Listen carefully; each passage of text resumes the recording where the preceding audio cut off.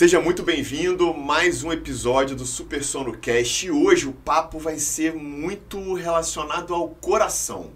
Ou seja, a gente vai conversar um pouco sobre alguns conceitos muito importantes relacionando o sono à saúde desse órgão tão nobre, desse órgão tão importante que é o nosso coração. E para isso eu chamei, meu convidado especial de hoje é meu amigo cardiologista e arritmologista, formado em arritmia lá pelo Hospital das Clínicas da Universidade de São Paulo, ou seja, uma formação belíssima, um trabalho que já vem executando há muito tempo aqui em nossa região. Luiz Tenório, meu amigo, seja muito bem-vindo a esse bate-papo sobre sono e coração. E eu não podia escolher outra pessoa que não fosse você, que é uma das pessoas que eu vejo que mais solicita exame de polissonografia, né, que mais pede exames que realmente conectam o diagnóstico cardiovascular muitas vezes e uma arritmia recorrente com o sono. Então, seja muito bem-vindo mais uma vez. Fico muito grato e honrado de você ter aceito esse convite para participar do nosso Super Sono Cast. Bom dia a todos, bom dia, Gleison. O prazer é meu, é uma honra estar aqui hoje. Setembro é o mês que a gente comemora o Dia do Coração, né, dia 29, então assim, é um tema legal. A gente até previamente andou conversando, né, a interação entre as áreas e assim, o sono e as doenças cardiovasculares têm uma relação muito intrínseca e acho que é um papo que tem que ser passado, levado, né, que eu acho que pode trazer bastante benefício para a população, para a sociedade, para os colegas, e é uma honra, né, a gente poder debater sobre isso. Legal, muito bom. Então, já vou começar te perguntando o que você, na prática, né, no dia a dia do seu consultório, na prática clínica, o que você mais entende como sendo reforçado por essa relação entre o sono, né, e as questões relacionadas ao sono, a privação do sono, os distúrbios respiratórios do sono, e a gente vai falar da apneia, das paradas respiratórias durante a noite, o ronco, com as questões cardiológicas. O que você mais observa na sua prática clínica dessa relação entre o sono e o coração? A gente observa um cenário muito interessante, primeiro em relação à correlação de patologias, por exemplo, a hipertensão, o aumento do peso, alteração da diabetes, o envelhecimento dos vasos e arritmias cardíacas, tanto bradicardia quanto taquicardia, que são alterações do ritmo, onde o coração em determinados momentos bate mais devagar, em determinados momentos aceleram. E eu observo também que assim, boa parte do tratamento é comprometido se a gente não corrige todos os fatores de risco. E um desses fatores de risco é o distúrbio do sono, sem dúvida, e atrapalha muito o ajuste terapêutico. Hoje a gente tem alguns métodos como MAPA, Holter, que são assim mais simples, e dá para ver nitidamente o comportamento da pressão, o comportamento da frequência cardíaca, algumas variáveis muito importantes, que é em relação à variabilidade da frequência no domínio do tempo, no período noturno. E isso tem, sem dúvida nenhuma, um impacto grande assim, na nossa terapêutica. Muito legal, muito bom isso. E aí eu queria te perguntar, já aproveitando esse gancho que você deixou, de como que talvez por instrumentos mais simples do dia a dia, do cardiologista principalmente, que ele pode suspeitar, é claro que além da clínica, né? Porque quando a gente já conversa com aquele paciente, ele chega, sendo obeso ou não, mas ele já chega com sonolência diurna excessiva, com cansaço, ele fala que ele dorme mal, ele tem muito ronco, a esposa já chega reclamando, ou seja, ele já vem com o contexto de uma pessoa que dorme pouco, né? Que tem insônia ou que tem alguma outra forma, né, de dormir mal ou dormir pouco. A gente já relaciona isso, né? A clínica é muito exuberante, mas existem alguns instrumentos que são mais práticos e fáceis, que fazem com que o cardiologista suspeite de um problema que pode ter uma relação direta com um distúrbio do sono. A gente observa algumas situações interessantes. Por exemplo, inicia-se um tratamento, no primeiro contato para fazer a avaliação de ajuste, a gente observa que tem uma reclamação que a pressão no início da manhã já está mais elevada, acorda à noite sentindo ou cefaleia, que é a dor de cabeça, ou coração acelerado, percebe-se que tem alterações que interrompa o sono. E às vezes é interessante que pode ser o sono que está interligado, fazendo esse despertar, às vezes não, é a própria alteração do ritmo cardíaco, que já começa, até porque eu lido muito com a parte de arritmia, a gente já começa a suspeitar que ali tem alguma alteração que está ou colaborando ou agravando a situação do paciente.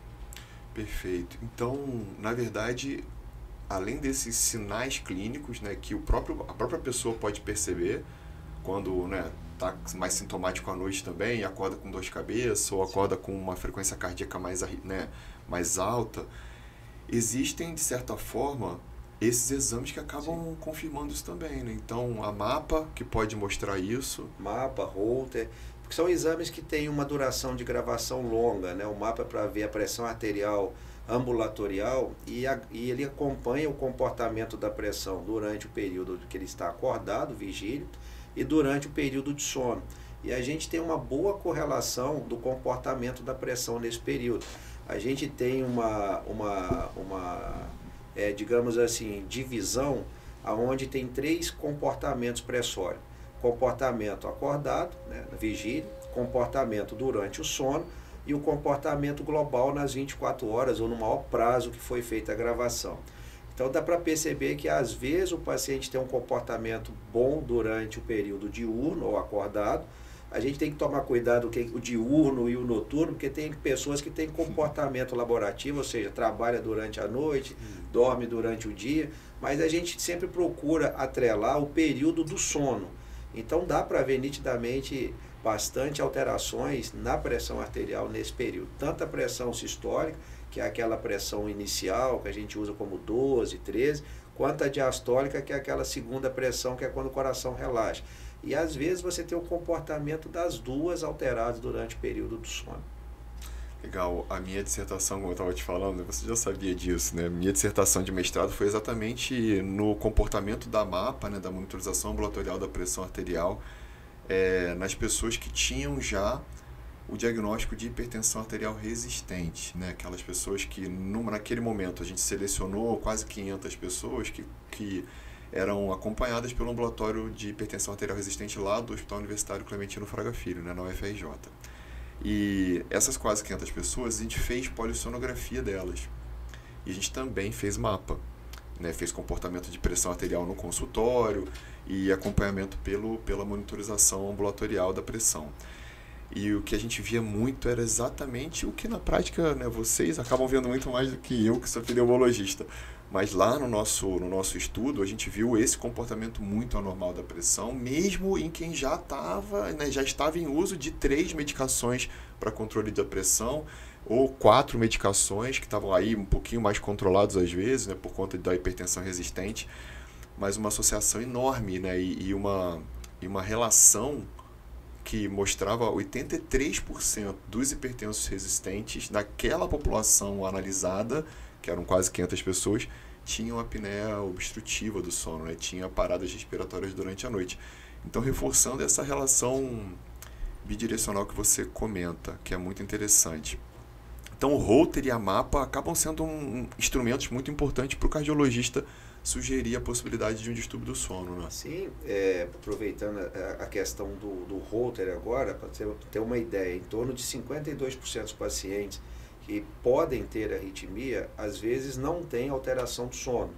Mas quando a gente leva para o universo do paciente que tem apneia ou outros distúrbios ou hipopneia, chega a mais de 93% dos pacientes com arritmia. Então você vê, a correlação é absurda, a gente praticamente quase que dobra, né, esse universo quando você correlaciona arritmia e distúrbio do sono. É muito... Gente, isso é dica de ouro, né? Então, assim, se você tem alguma questão relacionada à arritmia cardíaca, né, ou um descompasso cardíaco, a gente tem que olhar para o sono também, e faz toda a diferença, né, ter um profissional que olha para essa parte e vê o indivíduo como um todo, né, porque eu acho que isso faz muita diferença, e por isso que o conhecimento, né, a forma como esse conhecimento é agregado à organização de uma consulta e de um acompanhamento, de um tratamento, faz muita diferença no dia a dia, né, do cuidado. Sim. Muito, muito legal, muito interessante. E aí, eu queria te perguntar,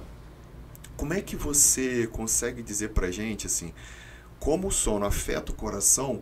Quais seriam os distúrbios do sono que você observa sendo mais comuns relacionados à saúde cardiovascular? Assim, tem algumas coisas que falam, não, isso aqui tem muita relação com arritmia e com hipertensão arterial, por exemplo? Sim, a gente percebe, né, segundo a Organização Mundial da Saúde, que em torno de 4 em 10 pessoas têm um sono de qualidade ruim.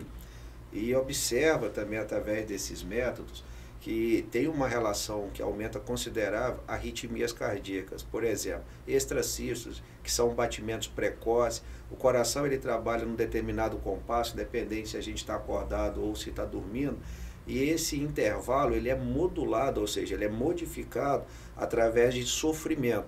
E o sono acaba sendo isso, é um período que você tem de descanso, de reparo, de recuperação das suas condições, das suas microlesões. É um período que você tem o organismo ter aquela situação de corrigir e se preparar para o dia seguinte. Então, quando a gente começa a ter esse sofrimento, tem o envelhecimento dos vasos, automaticamente tem uma resposta neuromoral bem intensa, libera radicais livres, substâncias tóxicas, que diretamente envelhece o vaso, aumenta o risco de acidente vascular cerebral, altera essa questão neuromoral, principalmente adrenérgica, aumenta a resposta da pressão, aumenta a frequência cardíaca. Quando a gente tem uma fase do sono, né, dividindo o sono no seu sono REM, não REM, são os movimentos, né, que você acaba tendo um sono mais profundo, a gente tem associação na fase de sono mais profundo, que você tem uma apneia mais pronunciada, a questão das bradiarritmias. Então a gente percebe, às vezes, em pacientes jovens, grau de bloqueio, o coração tem uma falha, uma pausa no seu tempo de ativação. Então, essa questão a gente percebe que tem tanto incremento nas arritmias que aceleram, quanto nas arritmias que desaceleram. E o aumento também de morte súbita.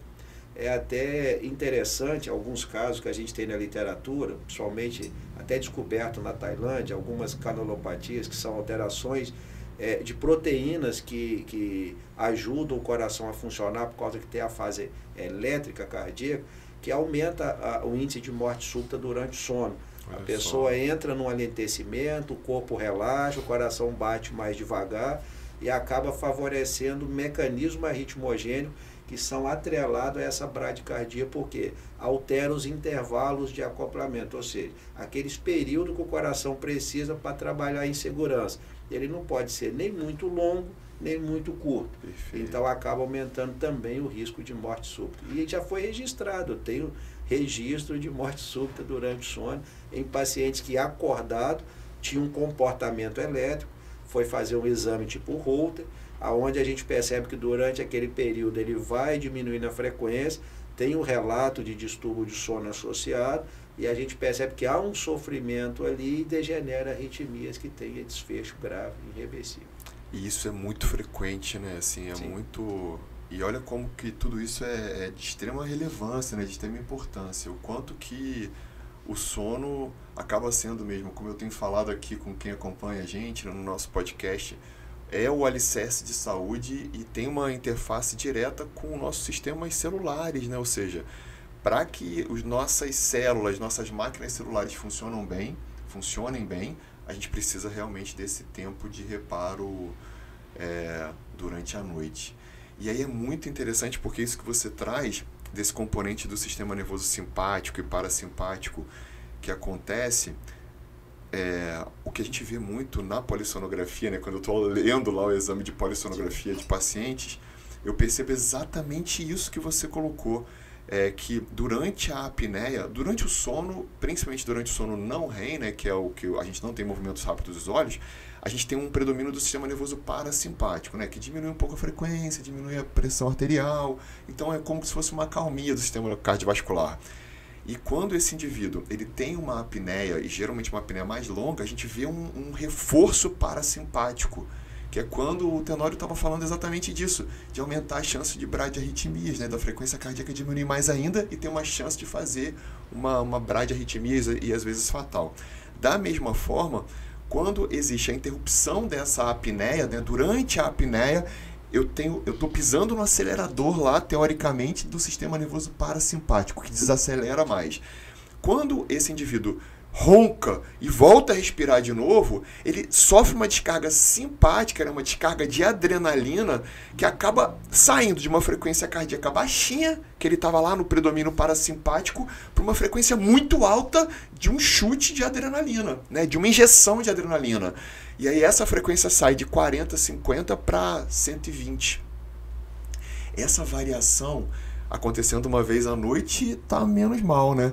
Agora, tem pessoas que têm 80 apneias por hora, né, 40 apneias por hora. Imagina o que será desse indivíduo que dorme à noite e que tem um predomínio parasimpático normal e que acaba com a apneia, durante a apneia tendo esse predomínio maior ainda e sofrendo essas descargas adrenérgicas repetidas, né? O quanto que isso não vai gerar mais risco de hipertensão, mais risco de arritmia, como você está descrevendo.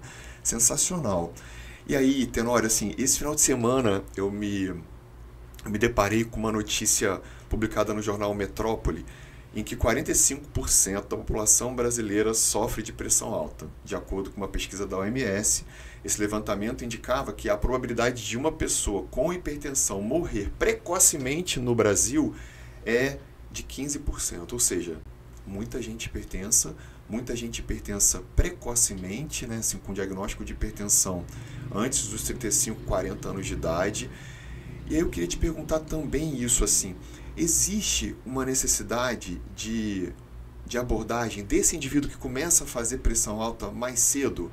Assim, o que a gente tem que pensar? Porque muitas vezes eu atendo pacientes que têm pressão alta desde os 25 anos, sabe? Desde os 30 anos.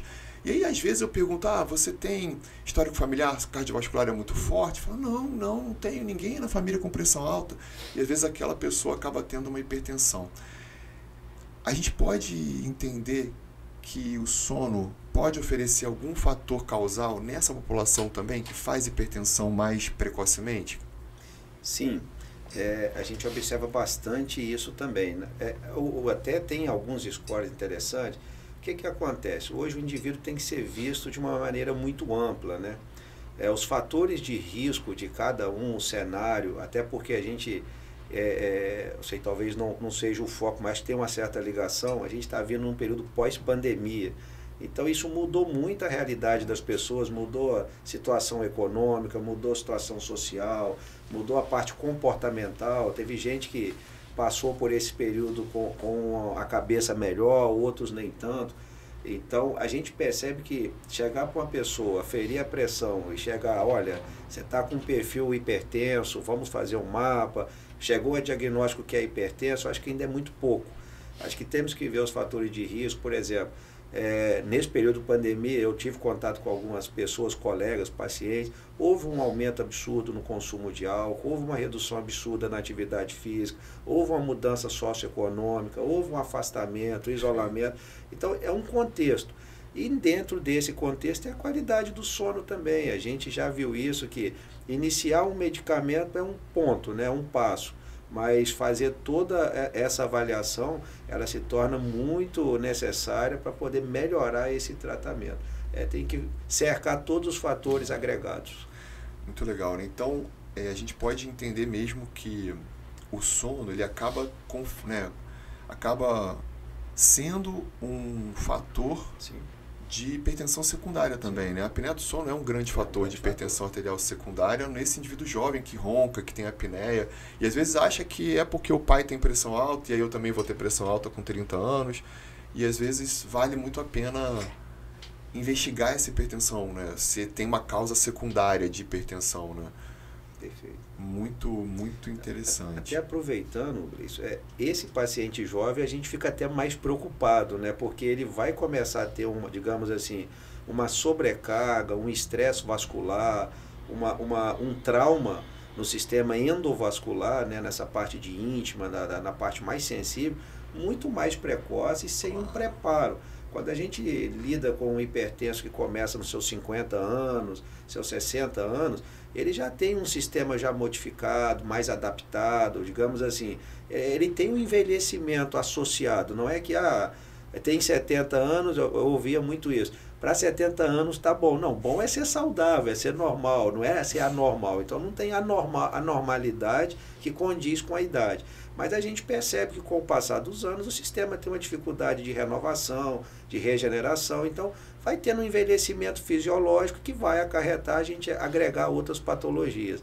Mas quando você pega uma pessoa de 20 anos, até o tempo de sofrimento talvez não vá chegar aos 60 anos. Ele pode ter sua vida ceifada precocemente por conta desses fatores agregados.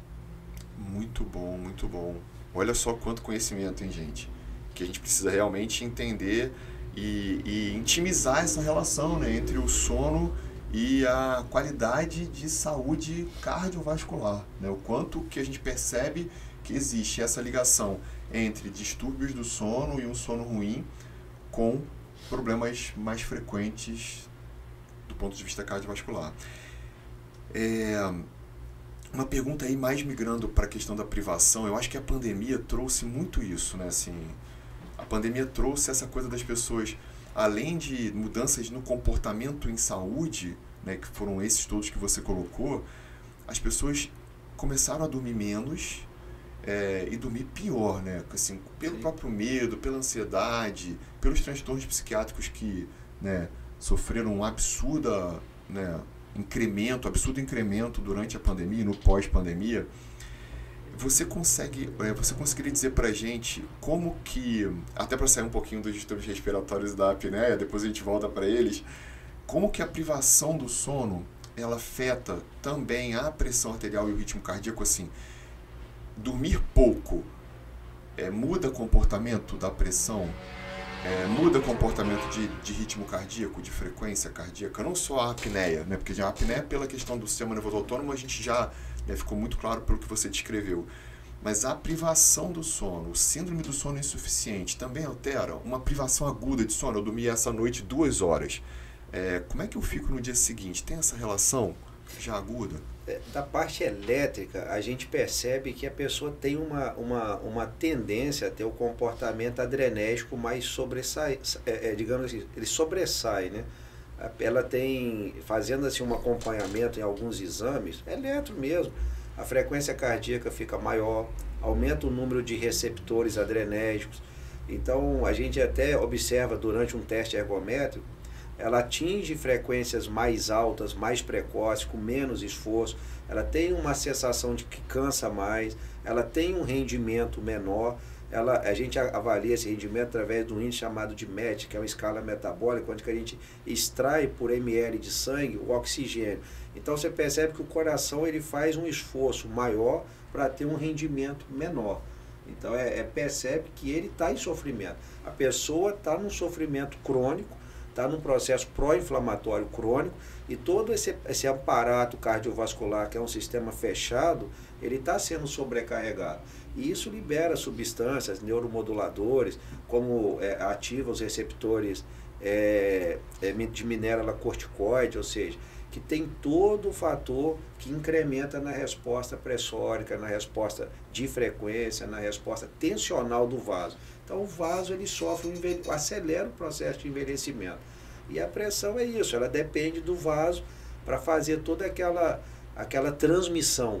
Se você tem um vaso que vai ficando doente, vai ficando envelhecido, ou seja, você tem uma idade cronológica boa, mas você tem um padrão de envelhecimento avançado para o seu perfil. Então o organismo muda completamente. E mesmo agudamente, né? Assim, mesmo com uma noite de privação, a gente já vê esse comportamento, né, de elevação de pressão arterial e de elevação de ritmo cardíaco, né, de frequência cardíaca. E pior ainda quando isso se cronifica e esse indivíduo dorme pouco por muito tempo, né? Ele já foi feito no passado medidas, né, de alguns marcadores inflamatórios antes da pessoa dormir e após a pessoa acordar. E observa que tem um aumento desses fatores. Ou seja, indiretamente, diretamente ligado um processo pró-inflamatório. Você tem esse sofrimento, o organismo inteiro sofre.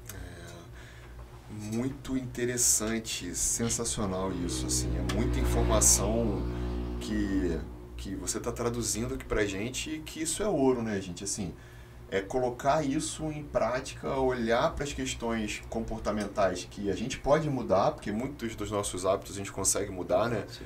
Apesar dos hábitos em saúde, a gente entender que, pelos estudos, eles são os mais difíceis de manter, isso não significa que a gente não pode tentar, né? Que a gente não tem que tentar, que a gente não tem que realmente olhar para onde pode melhorar, porque sempre pode melhorar, e fazer a intervenção necessária, uma vez que a gente está vendo aqui, aprendendo o quanto que é importante o sono como um comportamento que precisa ser olhado e cuidado para a gente ter uma saúde cardiovascular muito melhor, né? Muito, muito bom. Excelente conversa. É muito aprendizado. E aí eu queria te perguntar, assim, existem algumas práticas do sono que você acha que pode atrapalhar ou que pode, né, prejudicar algumas pessoas que têm doenças cardíacas? Existe alguma coisa que você fale, poxa, vamos tentar ajustar isso, vamos tentar, né?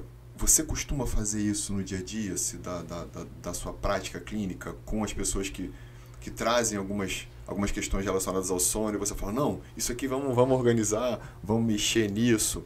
Tem alguma coisa que possa ser feito para a gente organizar isso? Assim, eu sempre na minha prática, eu procuro avaliar o que está acontecendo. Então, esse paciente que a gente percebe que já tem um diagnóstico da parte cardiológica, que tem os fatores agregados que tem que ser melhorados. Por exemplo, a gente tem, às vezes, o peso, tem que melhorar, os hábitos alimentares, a gente sugere, né, o acompanhamento com o nutricionista, melhorar também essa questão de ingesta calórica, o abuso do álcool, a gente percebe que isso também não vai atrapalhar, principalmente, às vezes a pessoa vai beber à noite, a gente, evita antes de ir dormir, alimentação mais pesada também antes de ir para dormir, também isso também vai favorecer o sono. A questão também que eu acho muito interessante é da higiene do sono, né? Evitar essa questão de computador, celular próximo ao ir deitar ou quando estiver na cama. A gente passa boa parte do tempo com a questão da iluminação, né? Essa luz azul, a questão do LED, isso é terrível. A higiene do sono, de certa forma. Mas eu acho que o mais importante, esse paciente tem que ser avaliado com um profissional do sono. A gente, né, pode contar com você hoje, isso é muito bom, porque se ele, por mais que ele tenha essas medidas indiretas, mas se ele não corrigir efetivamente a apneia, a hipoapneia, ou seja, não tiver essa condição de ter uma boa saturação, esse paciente vai continuar em risco. Então, a gente tenta colocar a casa em ordem, mas não adianta, a gente precisa da composição do colega, a gente precisa tratar efetivamente, mesmo que tenha que usar CPAP, mesmo que tenha que usar placa, mesmo que tenha, às vezes, fazer correção cirúrgica, esse paciente tem que definir o porquê que esse sono está sendo prejudicado e mexer nesses fatores agregados. Acho que isso é o caminho para um bom sono. Porque acho que as práticas de sono que podem ser prejudiciais para o paciente cardiopata, né, para o hipertenso, para quem tem uma arritmia cardíaca, acaba sendo igual para todo mundo, né? Sim. Porque eu acho que é uma regulamentação que a gente precisa entender e respeitar mais o sono. A sensação que eu tenho, né, com 17 anos trabalhando com sono, é que eu acho que a consciência de que o sono é realmente um grande pilar de saúde, talvez o principal, né, alicerce de saúde para a gente construir toda a nossa pirâmide de saúde, está ficando cada vez mais clara. Eu tenho essa percepção de que temos dado mais valor ao sono, mas ainda é muito rudimentar, ou seja, a gente ainda precisa valorar mais isso, né? A gente ainda precisa olhar com mais carinho para isso, e às vezes não é só, né, ajustar hábitos de sono, né? Não é só melhorar o pré-sono, não é só ter um dia melhor. Às vezes a gente precisa também entender se existe algum distúrbio do sono associado que acaba agregando muito risco cardiovascular, né? Muito interessante um artigo que a gente até discutiu um pouquinho antes, mostrando que um dado bem relevante, né, em que ele colocava com relação à arritmia, vou puxar aí para o seu lado mais comum, né, que você acaba tratando muito, um estudo publicado no Clinical Cardiology, agora, 2023, mostrava que um padrão de sono saudável, além de melhorar os hábitos de sono, eles foram associados a menor risco de recorrência de fibrilação atrial em pacientes submetidos à ablação por catéter para fibrilação atrial. Ou seja, a gente já reconhece que a fibrilação atrial é a principal arritmia relacionada a distúrbios do sono, principalmente a apneia obstrutiva do sono, é a mais frequente, né? Assim, a gente vê isso na prática clínica, os estudos mostram que a fibrilação atrial é uma arritmia muito comum nos distúrbios do sono, principalmente na apneia. E aí, o que foi muito interessante é que nessa coorte eram 208 participantes que tiveram um padrão de sono saudável dentro de um acompanhamento de 32 meses. E o número observado dessas pessoas com recorrência de fibrilação foi de 50% para quem tinha um sono não saudável. 42,6%, 43% para quem tinha um sono que dizia intermediário, em termos de qualidade de sono. E 19% para quem dizia que tinha um sono saudável. Ou seja, a maioria tinha problemas com sono, mas quem tinha problema com sono e falava que o sono não era bom, ou seja, tinha a sensação de sono não reparador, 50% desses eram, né, a maior recorrência de fibrilação atrial era justamente nesse grupo que falava que não dormia bem. Ou seja, o quanto que é interessante que as arritmias cardíacas e a fibrilação atrial, nesse estudo especificamente, que foi um estudo que eu li agora, recente, mostra o poder na recorrência da fibrilação atrial, mesmo em quem já teoricamente foi tratado, né? Porque a ablação é um grande instrumento. Eu queria que você falasse um pouco mais disso, assim, desse instrumento que muitas vezes é utilizado por vocês para resolver o problema da arritmia, e quando isso não acontece, né? Assim, o que você precisa pensar, né? Como isso que foi, né, foi demonstrado aqui nesse artigo, mas eu queria, na prática, como é que isso acontece geralmente, na sua prática clínica? A gente tem 3 cenários, né? A gente tem o paciente que tem a fibrilação atrial paroxística, o paciente tem a fibrilação atrial persistente e o paciente tem a fibrilação atrial permanente. A paroxística, que é o termo paroxismo, é aquele termo que ele surge e desaparece com uma dinâmica que não tem interferência das pessoas, ele tem um padrão próprio, então não depende do que a pessoa está fazendo. Às vezes a pessoa nos procura, será que foi um esforço que eu fiz, se foi uma situação? Não, isso é próprio, você pode estar deitada, você pode estar relaxada, você pode estar feliz, estar triste, e ela, na fibrilação, a gente considera com intervalo até 7 dias. A persistente, ela pode durar mais de 7 dias, algumas semanas, e a permanente é quando você chega a uma situação ou que já tentou, ou que o cenário já passou do momento, você perdeu o time, né, o momento de fazer alguma coisa, e aquela pessoa vai permanecer com a fibrilação, independente dela ter ou não vontade de fazer alguma coisa. Então, quando a gente leva para os 2 pontos, que seria o paciente elegível para ablação por catéter de radiofrequência, que é quando a gente coloca catéteres dentro do coração, faz um mapeamento, né, ou seja, explora esse sistema elétrico, acha esses potenciais patológicos e começa a isolá-los, ou seja, cauteriza uma área nas veias pulmonares para que esse potencial fragmentado não contamine o circuito normal, o circuito fisiológico, e desencadeie arritmias. Então, esse perfil de paciente paroxístico e o persistente, que tem cavidades, né, o tamanho do coração ainda está dentro de um tamanho adequado, os fatores de risco estão sendo bem conduzidos. Na minha prática, a primeira coisa que eu faço é avaliar todas as situações que poderiam colaborar negativamente ou atrapalhar a nossa dinâmica. Por exemplo, a gente vai ver se tem as coronárias normais, se elas precisam, às vezes o paciente pode ter isquemia, né, que é obstrução da coronária. Então, não adianta tentar tratar a arritmia sem resolver essa questão. A pressão está descompensada, temos que compensar a pressão, o diabetes está descompensado. Então, se vamos imaginar que zeramos esses fatores. Aí, mesmo assim, a arritmia está de difícil resposta com tratamento convencional, esse paciente está muito bem definido, né, para ablação. E hoje, na minha prática, pode parecer até, né, que a gente está tendo um viés, mas não, ele é investigado o distúrbio do sono também. Por quê? Porque eu tenho na minha prática pacientes que foram para a ablação, foi feito o mesmo isolamento, a mesma conduta, o mesmo material, a anatomia favorável e teve recorrência, tá? A gente chama de recorrência tardia. Às vezes, segundo o estudo da firma, em torno de, hoje está mais ou menos fazendo uma revisão da firma, em torno de 90% dos pacientes paroxísticos, coração normal, jovens, sem mais fatores agregados, ou seja, fibrilação isolada, só tem a fibrilação, eles têm um índice de sucesso de manter ritmo sinusal em torno de 90%. Então, se você tiver algum fator agregado e esse fator não for previamente corrigido ou concomitantemente corrigido, isso vai colaborar negativamente para o seu trabalho. Até porque quando faz a ablação, conforme eu disse, esse cateterismo, essa cauterização dos focos, a gente gera um processo inflamatório muito grande. A gente traumatiza regiões doentes, mas que têm ligação com regiões saudáveis. Então ali está inflamado, ali vai dar um edema, fica inchado, aumenta outras arritmias provisoriamente, e aí vamos precisar dar medicamento para controlar, para o coração trabalhar mais harmônico, para ele ficar mais estável.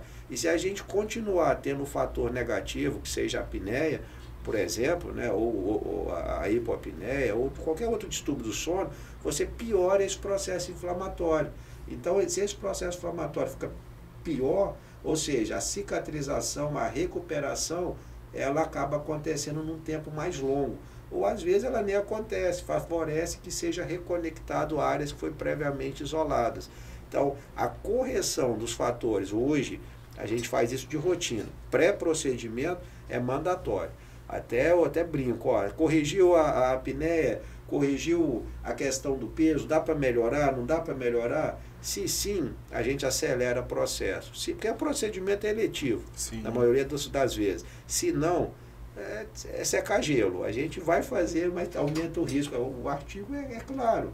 É isso aí. Você tem uma incidência maior porque é o pró-inflamatório mantido. Isso aí. O ambiente pró-inflamatório, o ambiente que vai gerar lesão, que vai gerar dano, né? Vai gerar dano. É muito engraçado, porque esse final de semana já estava pensando em chamar o Tenório pra gente poder gravar esse podcast. E aí, esse final de semana, eu me deparei com um artigo, né, em busca, eu sempre faço todo dia, acabo lendo, e aí me deparei com um artigo da European, da Sociedade de Cardiologia Europeia e da ESC. E aí, muito interessante, porque ele colocava como a nova predição para o risco de fibrilação atrial, né? Então, fatores preditores, né? Fatores de risco, como eles colocavam. E aí, eles criaram um score de risco em que envolvia exatamente isso, né? Falando muito do estilo de vida. E quando eu li esse artigo, eu mandei para o Tenório e falei, caramba, olha só, acabou de ser publicado. Foi publicado dia 25, bom, ia ser publicado ontem, na verdade, mas ele acabou, né? Eu vi ele no domingo. Foi quando eu mandei para ele. E aí, esse que ele chama ARMS, EF, né? AF Score, HARMS 2 AF Score.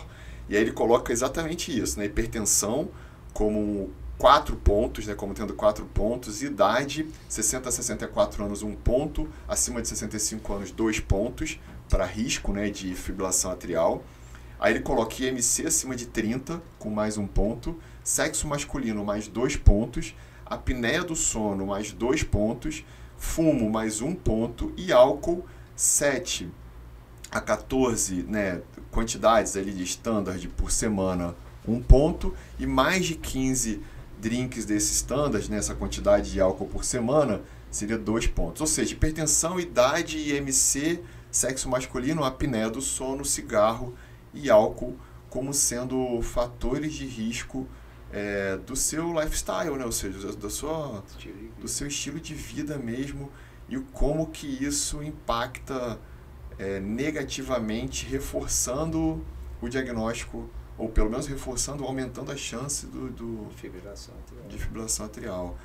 Quanto que isso é relevante e importante.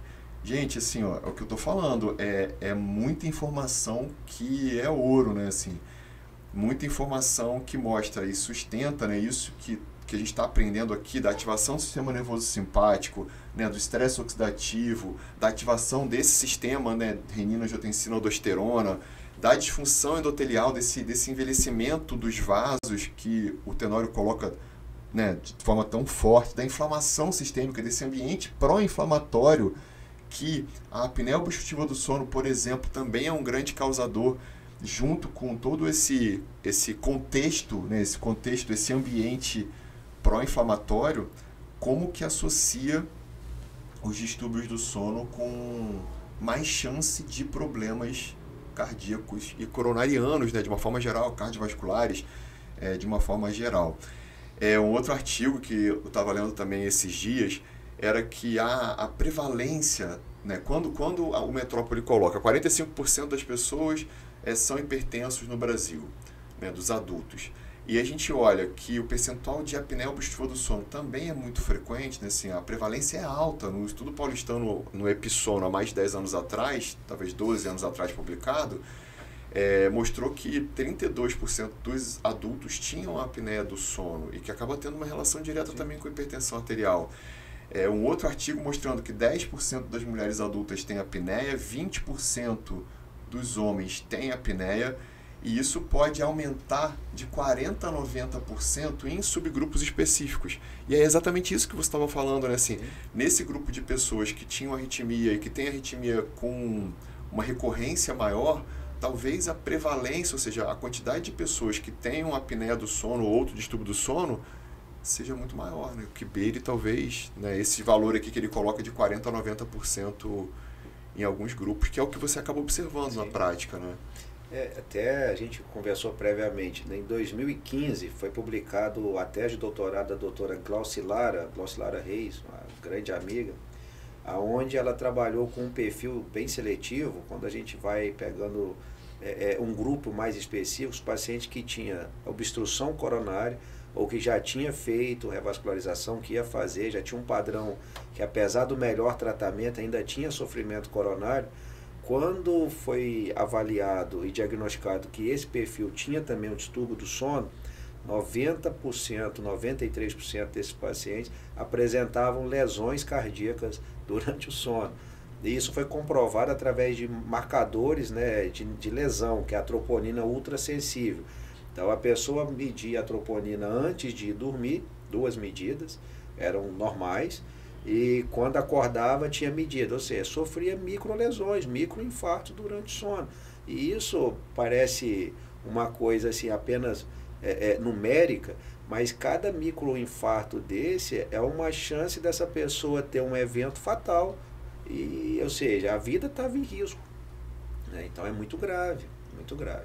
Principalmente relacionando as pessoas desse estudo que tinham apneia, por conta de parada respiratória, queda de oxigenação, e aí falta de oxigenação naquele tecido que já estava em sofrimento, e aí a troponina aumentava. Fazia lesão. Então a gente percebe o que acontece. Esse desequilíbrio, né, nessa queda de oxigenação, essa queda de saturação, o músculo, ao invés dele ficar, digamos assim, mais alentecido, pelo contrário, você tem um componente adrenérgico, esse músculo entra num sofrimento maior ainda, o que acarreta maior risco, conforme foi comentado, né, pelo Gleison no início. Quando a frequência está baixa, de repente a frequência sobe, essa variabilidade da frequência em curto espaço de tempo não dá uma condição muito fisiológica para o organismo se adaptar. Então isso pode ter uma ruptura de uma placa, essa placa pode desencadear um infarto, porque as plaquetas vão tentar corrigir aquela ruptura, o pró-inflamatório está ativo, e aí ela faz uma correção desordenada, ela acaba, ao invés de corrigir a fissura, ela oclui o vaso, aumenta o risco de AVC. A gente percebe a questão da doença cerebrovascular também, porque o que a gente fala na artéria, a gente está falando na artéria como um todo, a artéria periférica, a artéria cardiológica, a artéria cerebral. Então, o risco cardiovascular, ele circula por todo o organismo. Sensacional. É muita informação, gente. E muita informação de novo, né? Isso tudo é ouro, assim, sendo entregue aqui nesse bate-papo, que eu estou aprendendo muito. Espero que você também esteja aprendendo muito. E realmente tenha vontade, depois dessa conversa que vocês estão vendo e ouvindo a gente aqui, de tomar as rédeas, né, do processo, que pode fazer com que o seu estilo de vida muitas vezes ajuste muita coisa, né? Estilo de vida é mobilizador de muita coisa. Eu estava lendo um editorial que foi publicado ano passado, em 19 de dezembro de 22, nas Fronteiras da Medicina Cardiovascular, uma revista que eu sempre leio, porque sempre traz algumas questões muito interessantes, e aqui ele coloca que a apneia do sono, né? Então os distúrbios do sono de uma forma geral, mas particularmente a apneia obstrutiva do sono, que é essa pessoa que tem várias paradas respiratórias à noite, tem uma relação muito forte com hipertensão arterial sistêmica e doenças cardiovasculares de uma forma geral. Sendo que a apneia obstrutiva, como ela descreve, e é o que a gente vê na prática, né, é o mais comum distúrbio respiratório do sono que está associado com doenças cardiovasculares de uma forma geral, então não somente mais risco de angina, de infarto, de hipertensão arterial, né, de arritmia cardíaca, mas também de doença cerebrovascular, de AVC, de ataque isquêmico transitório, como sendo, e aí o que ele coloca aqui nesse editorial, o mais prevalente, ou seja, o que mais gera esse tipo de dano. E o quanto que é significativo e importante a gente olhar para isso, olhar para esse tópico, né, que ele coloca distúrbios respiratórios do sono, né, desordens do sono, hipertensão arterial e doenças cardiovasculares, como sendo um tópico que precisa ser abordado por todo médico em consulta, uma vez que é, indiscutivelmente, a maior causa de morte no mundo hoje, né? Então o mundo moderno traz a doença cardiovascular como a principal causa de morte, disparado, depois vem as neoplasias, as doenças pulmonares crônicas, mas as infecções já perdem para as doenças cardiovasculares há algum tempo, inclusive no Brasil, né? Com esse comportamento tão maléfico, né? Para uma doença que é prevenível. Isso que é muito louco, né? A gente percebe que, às vezes, pequenas mudanças, né, ou atitudes podem fazer assim, uma grande diferença. E faz, né? Até baseado no score, você vê que parar de fumar, eu sei que pode ser algo, é um vício, é complicado, mas não é uma coisa que eu brinco muito no consultório, né? A pessoa não nasceu fumando, né? Ela adquiriu esse hábito, então ela tem condições também de interrompê-lo. Dá para, não vou dizer não consumir o álcool, mas você consegue reduzir, você consegue dar uma modificada. E nós temos hoje, né, um clima muito apropriado, né, muito agradável, né, um clima tropical. Então nós temos orlas, a gente tem parques, a gente tem meios de se exercitar, né? E às vezes é interessante que a gente pensa às vezes no exercício como controle do peso. É óbvio que à medida que a coisa vai fluindo, a gente vai tendo benefício. É um equilíbrio entre a oferta, né, e a demanda. Se você consome mais do que adquire, você acaba melhorando o peso também. Mas é sabido que às vezes uma pessoa sobrepeso ou até obesa, que tem uma regularidade de atividade harmônica, isso é muito importante, porque às vezes a gente se depara com pessoas que estão fora do peso, fora de uma boa condição, digamos assim, de medidas propriamente ditas, levando em consideração tamanho, superfície corporal, fazendo um exercício de sobrecarga para ela, ou seja, de sofrimento. O exercício é prazeroso. Então, às vezes, você pode não ter aquele trabalho que atinge uma dinâmica de consumo metabólico muito alta, mas você tem uma regularidade que vai te dar benefício do mesmo jeito, principalmente a médio e longo prazo. Ou seja, tem que se mexer, né? Tem que se mobilizar.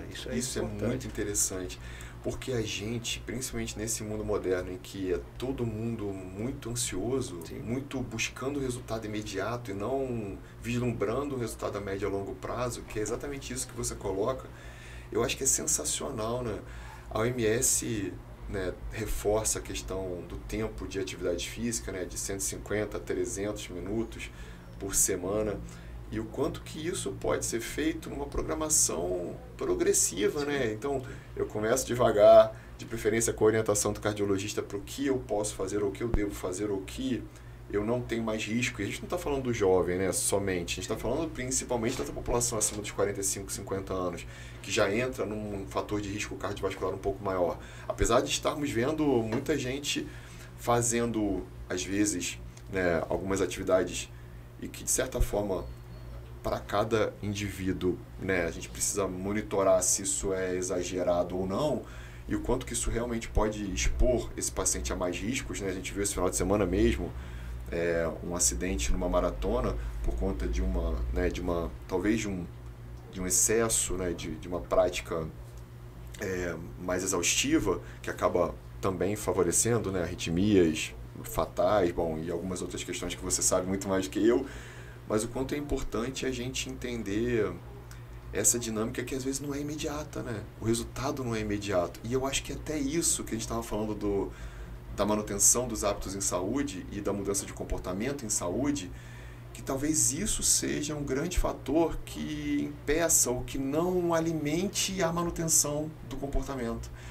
Porque quando eu decido mudar algum comportamento em que eu tenho o resultado dessa mudança imediata, eu engreno, ou seja, eu me envolvo mais naquele comportamento. Quando é mudança de comportamento em saúde, às vezes a gente não vê na hora. Sim. A gente vai ver a perda de peso de 3 quilos depois de 3 meses, né? Ou depois de 6 meses que eu começo a ver mais massa muscular, começo a ver que eu estou perdendo o meu tecido adiposo, porque não é só estética, né? Então, assim, é uma questão de saúde, né? De estilo de vida. Isso é fundamental.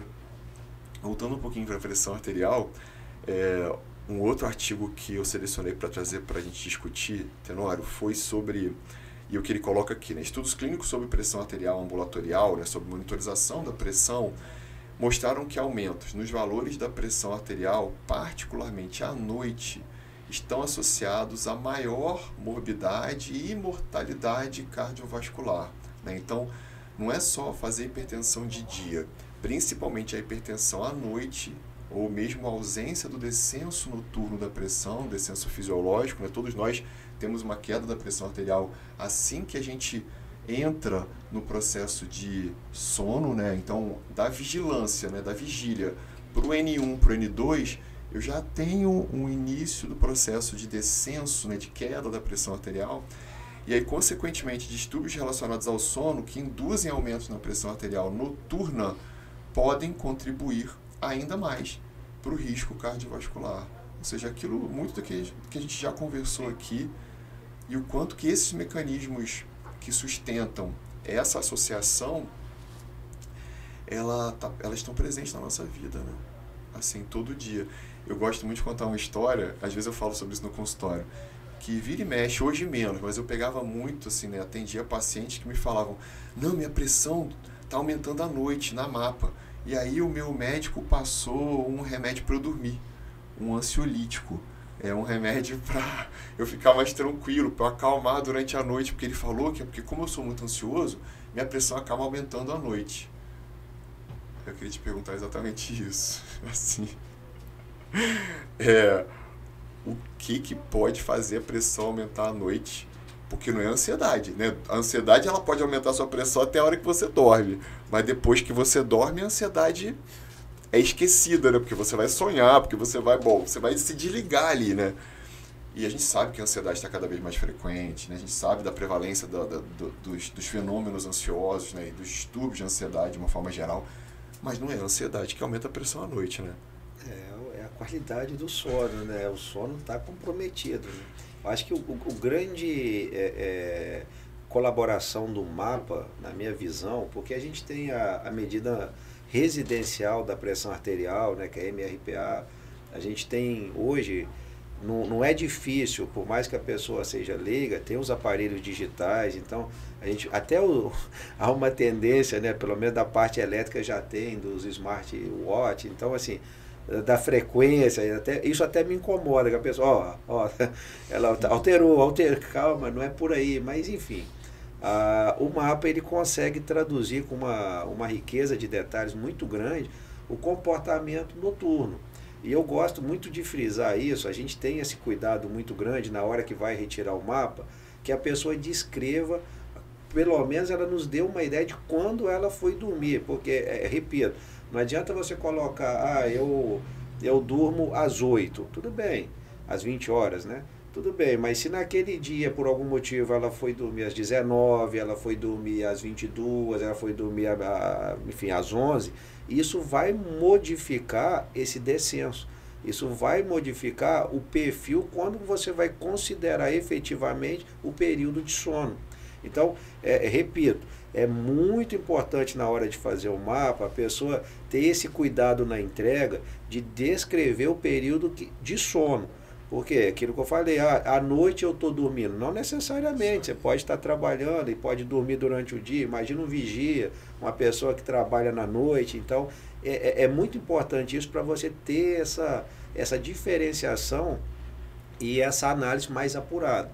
Mas, de qualquer forma, se no período de sono, bem descrito, que compreende, na hora que a gente desacelera e tira o drive, né, ou seja, o incremento do simpático, adrenérgico, o organismo tem que relaxar. Se a pessoa dorme ou ela acha que está dormindo e o sistema adrenérgico está prevalecendo, ela está traumatizando todo o seu organismo. Essa é a realidade.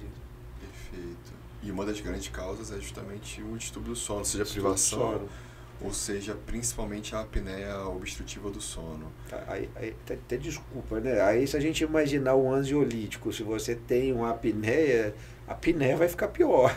Isso aí, porque você relaxa a musculatura da via aérea, né? Essas medicações que são da classe dos benzodiazepínicos principalmente, né? Que é o que a gente mais vê utilizando, essas medicações, elas acabam relaxando mais a musculatura, né? Então fazendo exatamente isso que o Tenório coloca, né? De mais relaxamento, mais colapsabilidade, mais obstrução da via aérea, mais risco de apneia, porque mais colapso da via aérea, e aí mais apneia, mais evento. A risco de morte súbita. E risco de morte súbita. Olha só, gente, o que é, né? O que é informação. Por isso que eu acredito muito nisso, né? Eu acredito muito que a principal medida para que a gente ofereça, né, para que todos nós ofereçamos para os pacientes que a gente atende, para as conversas que a gente tem no dia a dia, é a informação, né? Informação é o início de tudo, porque é pela informação que você segue, né? E aproveitando que você tocou no assunto da morte súbita cardíaca, existe essa coisa de que esse final de semana mesmo eu estava conversando com um amigo e ele falando, a minha vontade é morrer dormindo. Eu falo, pô, caramba, eu não quero morrer dormindo não, que eu não quero pegar ninguém desprevenido. E principalmente porque a sensação que eu tenho, pneumologista e médico do sono, é que morrer dormindo, na maioria das vezes, você acaba tendo alguma condição prevenível que você poderia cuidar, né?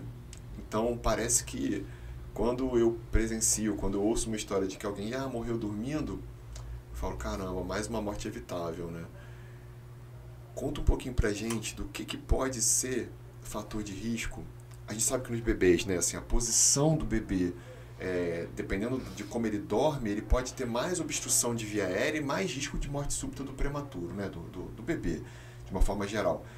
Mas e no adulto? As pessoas que morrem dormindo, morrer igual um passarinho, por que talvez não seja a melhor pedida? Eu vejo da seguinte maneira, acho que morrer eu acho que não deve ser nada bom, né? Eu acho que a gente tem que sempre lutar pela vida, né? Para continuar vivendo. Mas a gente observa que alguns relatos da morte súbita do lactente, começando lá na fase inicial da vida, alguns tinham modulações do sistema nervoso, sistema autônomo. E tinha alguns casos de canulopatia também, aquela questão de mudanças, né, de intervalo de condução elétrica, uma percentual mal definido, é claro, até porque depois que você tem um evento, a gente, como que a gente fala, né, fazer uma análise retrospectiva, isso é complexo, por vários motivos. A questão cultural, a questão religiosa, a questão financeira. Então, toda vez que a gente tem uma morte súbita, e isso é uma coisa que eu lido com frequência, o grande X não é aquele desfecho. O grande X é a gente avaliar as pessoas que estão em volta, porque elas podem ter uma correlação com aquele cenário. Então, se a gente levar em consideração a morte súbita acima dos 40 anos, ainda há uma prevalência muito grande na doença arterial coronária, que são as doenças que obstruem as coronárias. Então, se você tem um sofrimento durante esse período, essa placa pode romper, pode desencadear obstrução, infarto ou arritmias mais graves. E na pessoa mais idosa, a pessoa que ou não tem muito sintoma, é o distúrbio elétrico. A gente percebe tanto no mais jovem quanto no mais idoso, ou seja, aquele que já tem uma situação já ciente, já bem conduzida, que a gente tem não só a doença coronária, ou no mais jovem também, mas a distúrbio elétrico.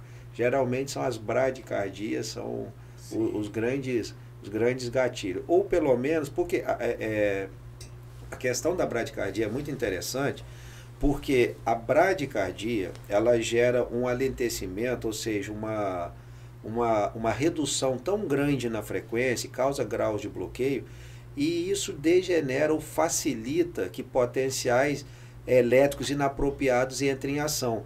Então é interessante, até os registros que eu tenho, já vi, a experiência que a gente tem, que eu comento, quando você tem um ataque à arritmia e você está diante dela, é difícil reverter, porque às vezes você tem que desfibrilar ou cardioverter, dependendo do cenário. E diante de uma bradicardia, você tem como estimular. Então a bradicardia, o que ela acaba degenerando? Não só a parada dos batimentos cardíacos propriamente dito, como ela favorece um ataque à arritmia de uma área ventricular, que é uma fibrilação ventricular. E aí é uma situação de guerra, porque cada minuto em fibrilação ventricular são 10% a menos de chance de sobrevida. Então, reverter uma fibrilação ventricular sem ter equipamentos ou no ambiente hospitalar é algo praticamente complexo. Eu acho que é, para não falar assim, às vezes, difícil. Agora, a bradicardia você consegue, e é estranho, né, a gente conversando, porque essa questão, ela tem uns pródromos, a pessoa vem sentindo uma diferença. É diferente da morte súbita propriamente dita arritmogênica, que acelera. Essa, às vezes, o primeiro sintoma pode ser o último.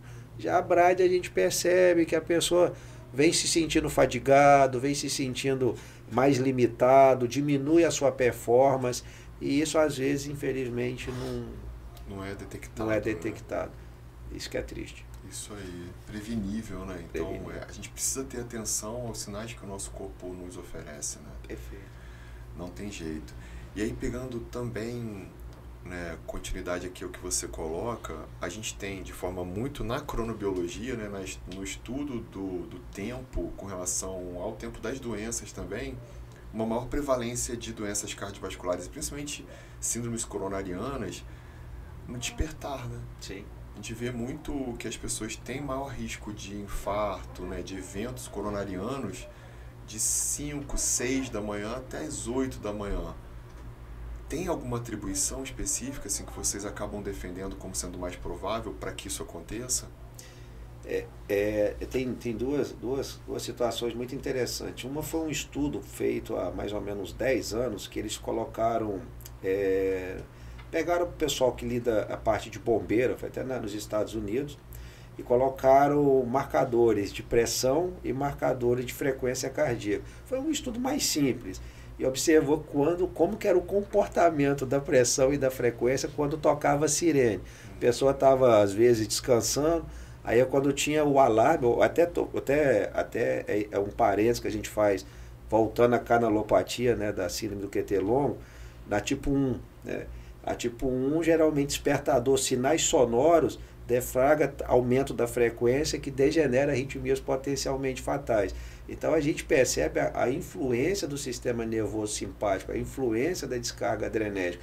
E quando a gente está no momento de transição do sono para acordar, para despertar, apesar do olho, às vezes, ainda estar fechado, mas o organismo já começou a abrir a lojinha, né? Ele já começou a mudar o seu perfil para, em breve, você vai abrir o olho efetivamente. Então, eu até brinco que você está com o olho fechado, mas a loja já está aberta, ela ainda não está aberta para o público. A hora que abrir o olho, pronto, mas os funcionários já estão colocando as coisas em ordem, né? É a resposta adrenérgica, essa transição. Então, essa transição tem que ser harmônica. Isso aí. Quanto mais, assim, digamos, agressiva, quanto mais súbita, a pessoa pode ter respostas mais imprevisíveis, mais risco. Ou seja, olha só que interessante, hein? A gente está quase finalizando, mas, de novo, mais uma dica ouro. Porque o que seria interessante disso tudo que o Tenório coloca para o nosso despertar? É interessante que a gente use um despertador que já toca no pico máximo? Não. A partir de agora, você que está aqui assistindo a gente, ouvindo a gente, é legal que você coloque o seu despertador num crescente. Então busca lá se é o seu celular ou um outro aparelho que te desperta, se você depende, se você precisa disso, que eles sejam crescendo. Você coloca ele num nível menor e à medida que você não desperta, ele vai tocando progressivamente mais alto para que ele não te dê um susto, né, de uma hora para outra. E geralmente nesse período que a gente já tem um preparo, porque a liberação do cortisol, a liberação de outras substâncias que já começam a ser promovidas, porque o cortisol, por exemplo, segunda metade da noite, a gente vai ter o pico do cortisol por volta de 7, 8 da manhã. Então ele está junto com isso. O cortisol é o hormônio do estresse, é o hormônio que faz com que a nossa fisiologia cardiovascular, inclusive, fique mais ativa. E aí isso junto com o susto que você pode tomar do despertador, talvez não seja uma boa combinação. Tem um estudo, eu até coloco isso no Super Sono, no livro, que é um anel, é como se fosse um despertador, em que vai simulando a luminosidade no quarto. Então, por volta do programa que você coloca, 6, 7 da manhã, eu quero que comece a... Eu durmo no total, né, no total ausência de iluminação, mas por volta de 6, 7 da manhã, eu quero que a luz do sol comece a entrar no quarto. Para eu não ter que abrir minha janela, né, e ter que acordar para isso, eu consigo programar isso no meu alarme. Então eu faço com que esse alarme, esse anel de luz, programe a iluminação progressivamente até o máximo de iluminação que você tem durante o dia, que vai acontecer dentro do seu quarto, que vai fazer você também despertar, sem o sinal sonoro e somente com o sinal luminoso. Ou seja, se você consegue agregar um sinal luminoso progressivo junto com um sinal sonoro progressivo, a partir de hoje, então, a regra para quem está ouvindo e vendo a gente, nunca mais pode ter aquele despertador pauleira. Ouviu, né, amor? Que o Michele tem um despertador que toca assim. Eu falo, meu Deus do céu, o que está acontecendo aqui? Então, assim, a partir de hoje, tá vendo? Uma coisa que está no nosso dia a dia, mas a gente passa, né? A gente deixa acontecer, e eu falo sobre isso no livro, mas às vezes é difícil a gente colocar em prática, porque é uma coisa que eu não pensei, que eu não processei, que eu não trouxe a importância daquilo. Sensacional. Muito aprendizado, hein, gente? Podcast incrível, imperdível. Para você que está assistindo e que achou que é incrível até agora, ainda tem mais um pouquinho, não deixe de compartilhar, não deixe de mandar para quem tem questões cardiológicas, porque vale muito a pena avaliar isso.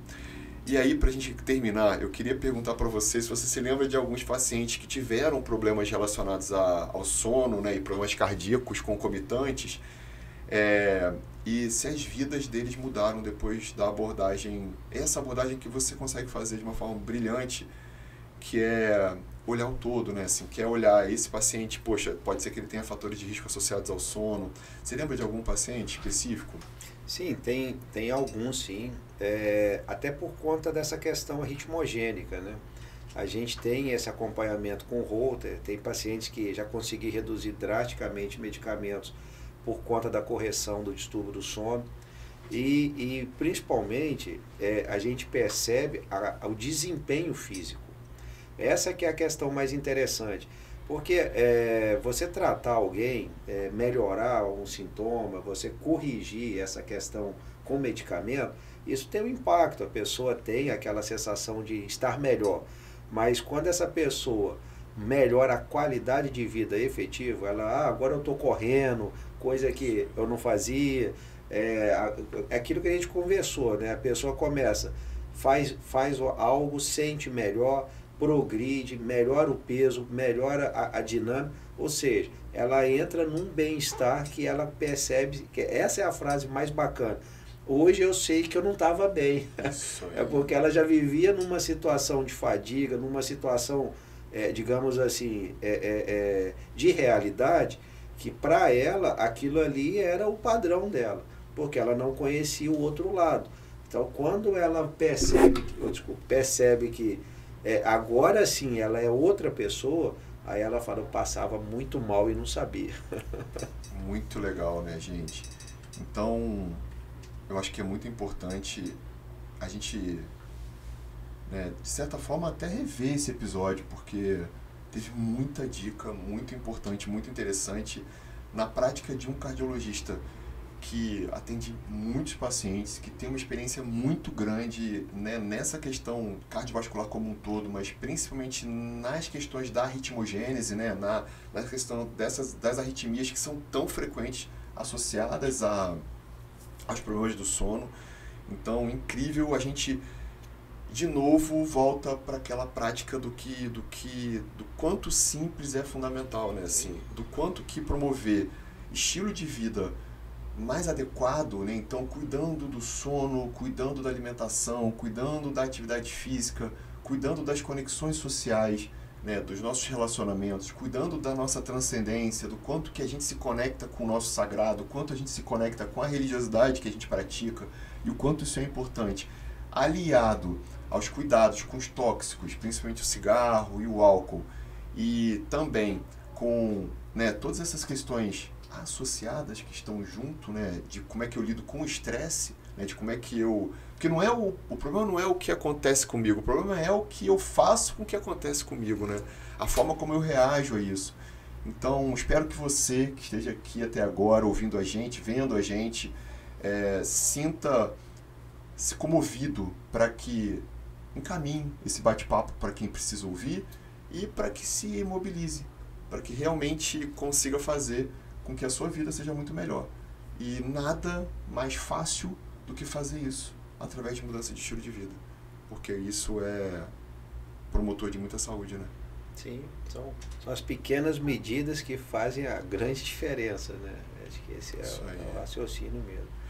Sensacional, te agradecer mais uma vez, meu amigo. Foi muito bom, aprendi demais contigo. Obrigado. Foi, poxa, engrandecedor. Agradecer a todo mundo que esteve aqui até agora. E aí a gente vai para o nosso grito de guerra, nosso grito final aqui, nosso rito final, que é do Super Sono Cast. Então vamos lá, vou te convidar para a gente bater aqui o Super Sono ativar. Super Sono ativar. Obrigado, gente. Até o próximo episódio. Obrigado a todos, bom dia, boa semana.